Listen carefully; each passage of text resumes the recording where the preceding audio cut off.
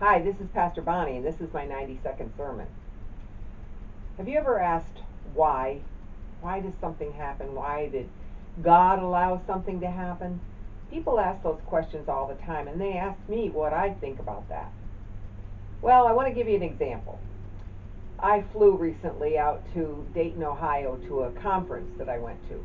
And coming home, when I got to the airport, I was told that my flight had been canceled and that I had been notified. Well, I hadn't been notified. And so there I was with no flight home on a Saturday night, having to get home for church the next day and also to do a funeral. Can you imagine how upsetting that was? So I said, why? Why is this happening? I waited very patiently. I had to stay overnight in Dayton. The next morning they did get me to Philadelphia. And when I got to the airport in Philadelphia, I got off the plane and went to my next gate. And they told me my flight had been canceled because of mechanical difficulties. So now I wasn't going to get home. I wasn't going to get home for worship. I wasn't going to get home for a funeral. How upsetting is that?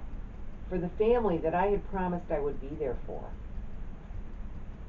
I took some deep breaths and I sat at the airport waiting patiently as flight after flight left for Albany without me. People along the way were getting really upset and they were asking why. Why did God let this happen? I don't believe that God lets things like that happen.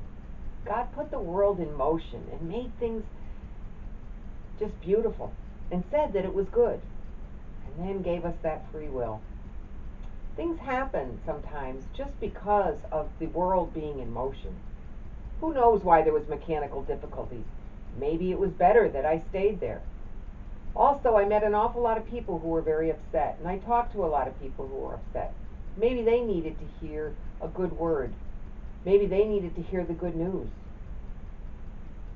Sometimes things just happen, and we have to trust that God has a better plan in mind. That's my 90-second sermon. See you on Sunday.